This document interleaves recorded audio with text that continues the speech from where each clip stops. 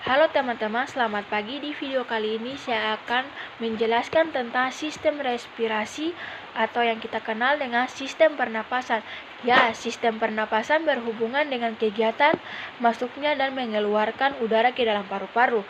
Ketika tubuh kekurangan oksigen yang berada di luar tubuh akan dihirup melalui organ pernapasan yang kita sebut inspirasi.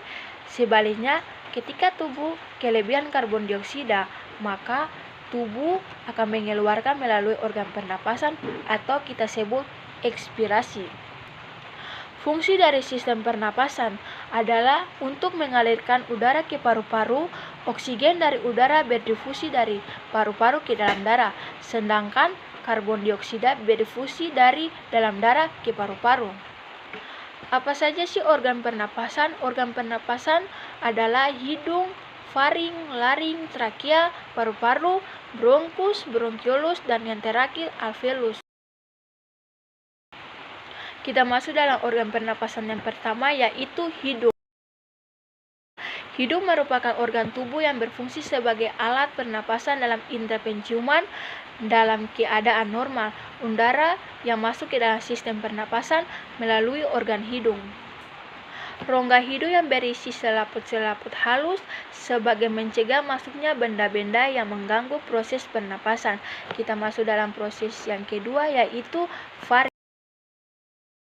Faring atau kita sebut nama lain dengan tekak adalah saluran otot selaput yang tegak lurus antara basil kanil.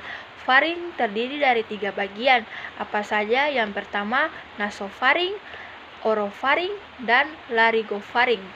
Faring berhubungan dengan suara yang dihasilkan oleh manusia. Kita masuk yang ketiga, yaitu laring. Laring atau pangkal tenggorokan merupakan jalinan tulang rawan yang dilengkapi dengan otot, membran, jaringan, ikat, dan ligamentrum. Laring mampu melindungi saluran pernapasan dan masuknya benda asing yang dapat membahayakan saluran pernapasan. Di bagian pangkal laring terdapat epigonis yang berfungsi sebagai pangkal kantuk tenggorokan. Kita masuk yang keempat, yaitu trakea. Trakea dibentuk oleh tulang-tulang rawan yang disempurnakan oleh selaput. Panjang trakea pada laki-laki yaitu 10 cm, sedangkan pada wanita yaitu 12 cm. Mengalirkan udara dari trakea menuju paru-paru.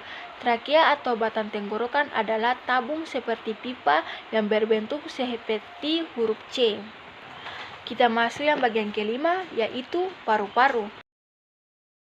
Paru-paru merupakan organ respirasi yang berhubungan dengan sistem pernapasan dari sirkulasi dalam tubuh vertebrata yang bernapas dengan udara. Fungsinya menukar oksigen dari udara dengan karbon dioksida dari darah.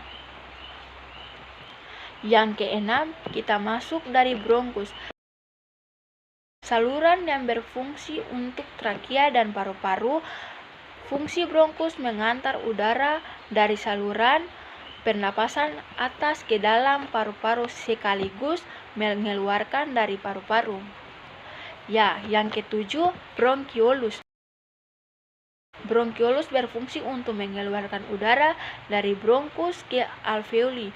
Selain itu juga berfungsi untuk mengontrol jumlah udara yang masuk dan keluar saat pernapasan berlangsung. Tanpa adanya bronkiolus, maka paru-paru baik manusia maupun hewan akan mengalami gangguan dan juga kerusakan. Yang terakhir, yaitu alveolus.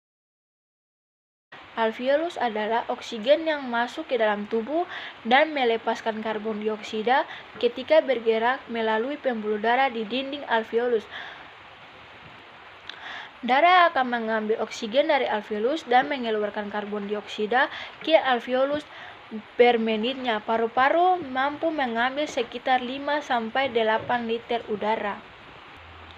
Ya, dari sistem pernapasan ini, akhir kata saya mengucapkan terima kasih.